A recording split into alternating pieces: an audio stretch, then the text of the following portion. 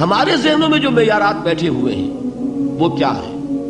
کامیابی پیسے سے ہے، کامیابی جائیداد سے ہے، کامیابی کاروبار سے ہے، کامیابی شہرت سے ہے، کامیابی اقتدار سے ہے. یہ معیارات ہیں. جو جتنا دولت مند اتنا کامیاب، جو جتنا مشہور اتنا کامیاب، جو جتنا پاپولر اتنا کامیاب، جو حکومت پر پہنچ گیا کامیاب، جس نے بڑا کاروبار جما لیا کامیاب، جس نے بہت جائیداد بنا لی کامیاب. یہی ہے اصل میں ساری بس کی گانٹھ.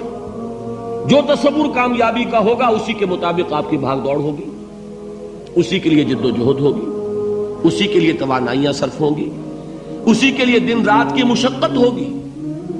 یہ ہے اصل شے جس کی یہاں نفی ہو رہی ہے.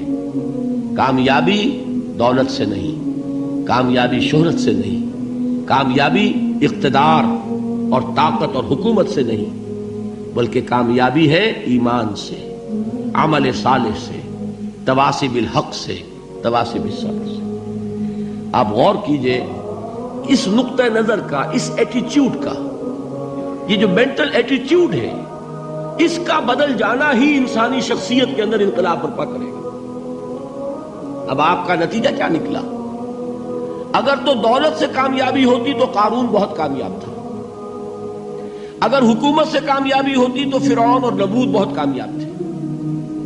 کامیابی ان سے نہیں ہے. کامیابی انسان دولت میں قارون کی دولت تک پہنچ جائے اور دنیا میں دبدبہ اور اقتدار اور سلطنت اور حکومت کے اعتبار سے وہ نمرود اور فرعون کا مقام حاصل کر لے، وہ ناکام ہے، خائب ہے، خاسر ہے، برباد ہے. اور ابو ذر غفاری کامیاب ہے، چاہے ان کے پاس کچھ نہیں تھا، جھونپڑی تک نہیں تھی، کوئی گھر نہیں تھا. حضور نے فرمایا ہے اللہ کے کچھ بندے ایسے ہوتے ہیں جو کسی محفل میں جانا چاہیں تو انہیں اجازت نہ ملے، جو کہیں اگر رشتہ کرنا چاہے کوئی ان سے رشتہ کرنے کو تیار نہ، کہیں کوئی سفارش کرنا چاہے تو ان کی کوئی بات ہی نہ سنے. لیکن اللہ کے ہاں ان کا وہ مقام ہے کہ اگر بھولے سے بھی کسی بات پر قسم کھا بیٹھتے ہیں تو اللہ ان کے قسم کی لاج رکھتا ہے. یہ ہے فرق. یہ جان لیجیے اچھی طرح.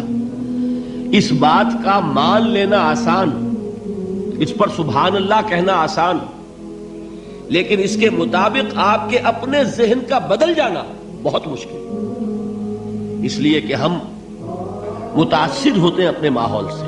وہ بڑا محل ہے، دیکھ کر ایک دفعہ جھجری آتی ہے، وہ بڑی سی 20 فٹ لمبی کار سناٹے کے ساتھ آپ کے پاس سے گزر گئی. ایک دفعہ اعصاب کے اندر ارتعاش ہوتا ہے، محسوس ہوتا ہے بڑے یہ نصیبے والے لوگ ہیں، بڑے خوش نصیب، بڑے کامیاب. حالانکہ کچھ معلوم نہیں کہ یہی سب سے بڑی بد نصیبی ہو سکتا ہے کہ یہی سب سے بڑی ناکامی ہو. اگر ذہنوں میں یہ بات بیٹھ جائے کامیابی کس شے سے. یہی وجہ دیکھیے قرآن مجید میں بارہا آپ دیکھیں اولئک ھم المفلحون، یہ ہے لوگ کامیاب ہونے والے. آج یہ آپ نے نماز میں وہ آیات سنی، یا ایھا الذین آمنوا ارکعوا واسجدوا واعبدوا ربکم وافعلوا الخیر لعلکم تفلحون. اے ایمان والو، رکوع کرو، سجدہ کرو، اپنے رب کی پرستش اور بندگی کرو اور اچھے کام کرو تاکہ تم کامیاب ہو جاؤ. تو کامیابی کن چیزوں سے ہے؟ یہ ہے سب سے بڑا سبق. یہ ہمارے دل میں اگر بات بیٹھ جائے، ٹھک جائے، تو زندگی بدل جائے گی. صبح و شام بدل جائیں گے، نقشے بدل جائیں گے، بھاگ دوڑ کا رنگ بدل جائے گا، ویلیو سٹرکچر بدل جائے گا. آج وہ ایک چیز نہایت اہم نظر آ رہی ہے، کل نہایت غیر اہم نظر آئے گی. جیسے کہ حضور کی حدیث ہے مالی ولی الدنیا، مجھے تمہاری اس دنیا سے کیا سروکار ہے. انما مثلی کراکب استظل تحت شجرۃ ثم راح فترکھا، میری مثال تو اس سوار کی سی ہے جو تھوڑی دیر کے لیے ایک درخت کے سائے میں ٹھہرتا ہے سستانے کے لیے، پھر وہ اپنا راستہ لیتا ہے. اسے اس درخت سے مستقل تعلق اس کا نہیں ہے، وہ اس کا گھر نہیں، وہ اس کی منزل نہیں. اسی طرح یہ دنیا میرا گھر نہیں ہے. اب دیکھیے ہم کہتے ہیں انا للہ و انا الیہ راجعون، ہم تو مسافر ہیں، ہم اللہ کے پاس سے آئے، اللہ کی طرف ہمیں لوٹ جانا ہے. کن فی الدنیا کانک غریب و عابر سبیل، حضور فرماتے ہیں دنیا میں ایسے رہو جیسے کہ تم اجنبی ہو یا راہ چلتے مسافر. لیکن یہ طرز عمل کب ہوگا؟ جبکہ یہ آیت ہمارے ذہنوں کے اندر بیٹھ گئی ہو، والعصر ان الانسان لفی خسر الا الذین آمنوا وعملوا الصالحات وتواصوا بالحق وتواصوا بالصبر۔ یہ ہے اصل بات جو میں نے عرض کیا تھا کہ میں بتاؤں گا صحابہ کیوں ایک دوسرے کو یاد دلاتے تھے۔ اس لیے کہ دیکھیے جیسے برف باری اگر ہو رہی ہو، آپ باہر نکلیں گے تو برف آپ کے کپڑوں پر جم جاتی ہے نا، تو آپ جھٹکتے ہیں کپڑوں کو تاکہ برف ہٹ جائے۔ ہمارے ایمان پر اس دنیا میں رہتے ہوئے جب ہم متاثر ہوتے ہیں ماحول سے تو گردہ آ جاتا ہے، برف پڑ جاتی ہے، اس کو جھٹکتے رہنے کی ضرورت ہے۔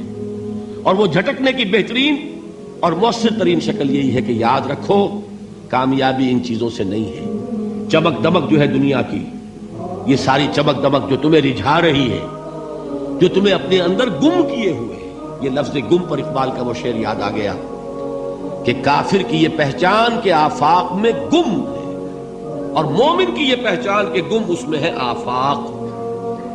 تم گم نہ ہو کر رہ جاؤ، اس میں مبہوت نہ ہو کر رہ جاؤ، مرعوب نہ ہو کر رہ جاؤ، دنیا ہی کی محبت تمہارے اوپر ڈیرے نہ ڈال دے، تمہارے دلوں کے اوپر مسلط نہ ہو جائے۔